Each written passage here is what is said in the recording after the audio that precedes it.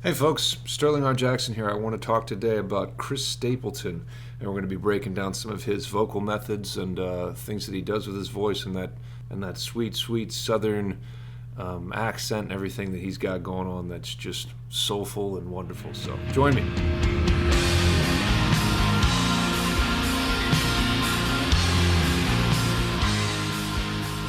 All right, so we're going to be talking about some fun things today and some difficult things today. I hope it helps you in your vocal journey if you're somebody learning how to sing. First of all, I haven't known about Chris Stapleton for too long, but and I'm not a big country music fan. But if you're somebody that is like me and doesn't know about him, or you're somebody that just specifically likes rock music or metal music, he's got this voice that's instantly easy to enjoy because it's just soulful and real. And country music, not to go down this rabbit hole too much, but for many, many years now is very, very contrived and repeated, rinse and repeat, same song over and over again. And it's just really not my bag. But like I said, every once in a while somebody comes along and it's undeniably fantastic. The second you hear them, you're just like, yeah, everybody will will agree, like, yeah, that's great. So Chris Stapleton's like that. He's got this twangy, southern, raspy voice that so many people want to have, and it's wonderful. So, first of all, one good thing is that we don't have to get into mix because he's not somebody that mixes or does like a mixed voice thing, even though he does sing high, and there's certain elements like that get in there, but we don't have to talk about that, which is a complicated topic. But we do get into complicated territory because we'd be talking about the rasp and the distortion thing. And so anyway, first of all, I pulled up a vocal only of a song I have not heard. And it doesn't sound like it's too great here, but it's the only one I could find. And so let's listen to a bit of this and start tapping into old Chris's voice, and we'll see where we get from there. On that label you should probably now recognize that look in your eyes. Yeah, you should probably, 'cause I know you and you know me. We both know where this is gonna lead. You want me to say that I want you to stay, so you should probably. So many wonderful things happening there, and we're accessing a couple things that, if you're somebody that's trying to learn more about singing, or somebody that's not very good and you're trying to get better, there are things happening here that are just, I'm pretty sure, came out of the womb great. His connection to his diaphragmatic support, his vibrato, his natural voice, everything is just fantastic, like beyond and absolute. I don't know how to quite explain this, but there are people that are decent and they practice and they get better. There are people that have really great voices, and and then there's like these superstar people that just are fantastic, and he's just got one of those things where just so many parts of the voice are connected and wonderful, and have probably always been that way. And if you're somebody that knows the song Tennessee Whiskey, when he does that powerful and high line, "You're as warm," that stuff is it's just fantastic. So anyway, the reason I'm bringing this up is because if you're somebody like me, or you're somebody that's aspiring to be a better singer, or you have people that you look up to, or you're trying to sound like certain people, you're going to be hitting different walls in certain places. And one of those might be your physicality, and it's important to look some of this stuff up. There's a band called Nothing More, and when they hit the scene years back, I was measuring my voice up because I wanted to sing some of these songs, and I was like, man, they're high and they're powerful. And after a while, like hitting up against that wall, I look up, how big is this human being? Like, how big is Johnny Hawkins from Nothing More? And you find out that he's a lot shorter than me. And then you look up an interview, his voice is a lot higher than mine. And similar to this Chris Stapleton thing, look up some of these people. If you're like, I love Chester Bennington, but then you're somebody like me that's 6'2" and over 200 pounds, you're probably not going to sound like Chester Bennington. You might, and you might have a different voice than me, but my voice is pretty low. I'm a baritone, but my voice likes to exist more in that range. So there are ways to go about, changing and trying to warp to do certain things like this. And you can push yourself outside of your range, but it's important to understand limitations as well. And it's important sometimes to hit up against those limitations, because therein lies some of your more golden range and what your voice wants to do, instead of consistently be like, fuck that, I want to push out here and I want to scream and I want to do all this. There's beauty in the limitation as well. So with Chris, I'm not sure how big of a dude he is, height-wise and stuff. I know his voice is still pretty deep. I think it's a little bit higher than mine, but he does have a naturally higher voice than I do when it comes to singing. This is important too. If you're somebody like me that's trying to sing some of these songs and you're like, shit, man, how does he get that power on these higher notes and stuff? And then you're trying to get that same power, and it might be literally that you're physically, not able to quite get to those points, and you might have to start, taking it down a couple steps. So those are important distinctions to make, important things to know as a singer. And look up these people, look up interviews with these people. When I say something like hello, find their voice and see, hello, that's where my voice wants to sit. Maybe theirs is way up here. That's a big difference. Those things are important. So now, like I said, he's got a great vibrato. Vibrato's coming from the diaphragm. I already did videos on diaphragmatic support and things. We always want to be connected to that. So his stuff's coming from the stomach. If you're trying to get better at those quick movements like Tennessee Whiskey, watch his physical body when he does that. His whole body's moving. Look up Cheb Maimi if you want to find out more about this and stuff too. He's I think an Indian singer, and people's whole bodies move when they do these things. When you get into those fast movements, like ooh, those kinds of things, those are typically coming from shaking the diaphragm. They're coming from fast movements from the diaphragm. Hey, oh, it's coming from me almost like laughing. It's coming from down here. So the more you're connected to down there, the more you're going to have tighter trills and tighter notes like that. So there's a quick little tip as well. As we continue to move into this, we find that he has got something that's typically referred to as twang and pharyngeal resonance, a lot of nasal resonance. What's important about that is that that's something that will help you to sing higher or allow you to sing higher, because if you've watched any of my other videos, you'll remember that I talk about this resonance elevator. We have chest voice, we have head voice, and we have this middle ground in between. And if we start placing the voice already up here a little bit more, we're kind of taking some of that weight of chest voice away, because we're placing the voice up here and we're already further closer towards head. So if you're up here, this is where my bridge is, G4 and F4. If I go and I try to go from and stay very chesty, my voice will want to flip right there. But if I already place my voice up here, meaning that I try to become more nasal,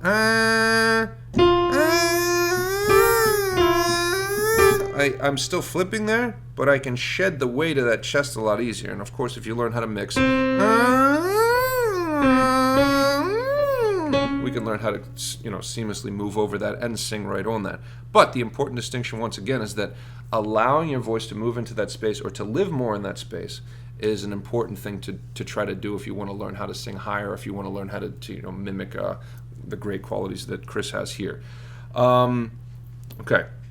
Another important thing about twang, if you're starting to get into rasp and distortion, is that twang in and of itself will help you to sometimes find that distortion. There's a couple different distortional spaces in the throat, and they're compression zones essentially, where you're going to have these spaces that are going to go and vibrate. So we're not getting that from the vocal cords. We can at certain times, but that's not how that's happening in his voice, and that's not typically how you're finding distortion. So now we have the false chords down here. Down here, they're right above the vocal cords, and then we have the soft palate. up here. It sounds more like a weed whacker noise. Kind of thing. There's quite a difference between them, but sometimes they can feel similar and it can get confusing. But the accessing them using different vowels can help you kind of understand where you are a little bit more. If you like System of a Down, sometimes he'll be using a lot more of a throaty kind of a false chord sound, which would be found with O's. Oh, so we're kind of grunting or kind of like you're picking up a weight. If I hold my breath back, I'll get those down there, right? But then if we have a nice kind of twang sound, like an EH vowel, and we're placing our voice up here, I can kind of find those up there. It's a similar thing where we're holding the breath back, but we're trying to find our compression, our squeeze in the neck, a nice healthy squeeze in the neck up here. So one's here. I'm trying to look at myself to see where one's up here. You're going to feel them from different places. The good thing is that the higher one, if you continue to focus your energy and your placement and your compression on the higher one, it's farther away from the vocal cords, therefore it is more healthy to do. You can have more longevity out of your voice, and it won't really bother your voice or irritate your voice quite as much. Even somebody like Corey Taylor from Slipknot used to talk about having trouble doing a lot of the lower screams and things because they're accessing things that are closer to the vocal cords.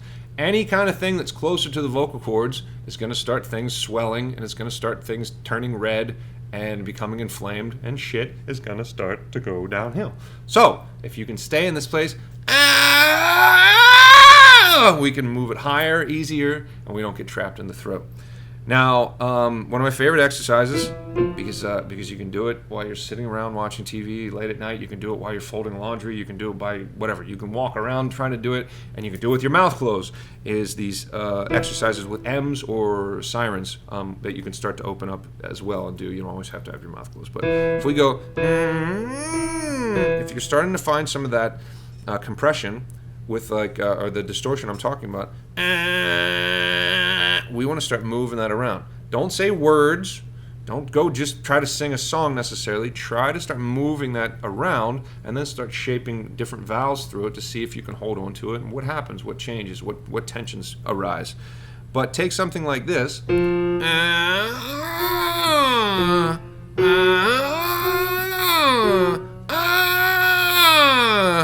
now I'm going over my bridge.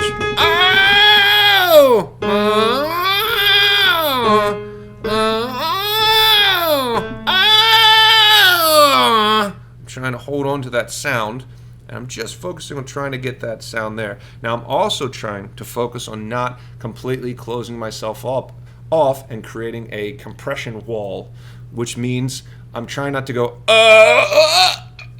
and hit a compression wall where I'm blocking myself off.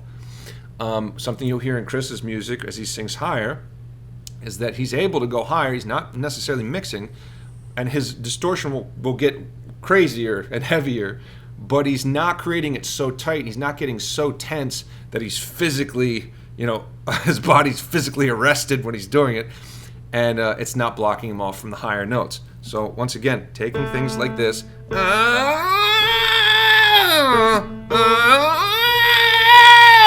you can try to do it with your low false chords if you're finding that too, but you'll probably find that it's more difficult to do. That instantly puts all kinds of tension right here. Another great way to try to find the lower distortion is listen to Metallica, older Metallica. Yeah. That kind of is always down here.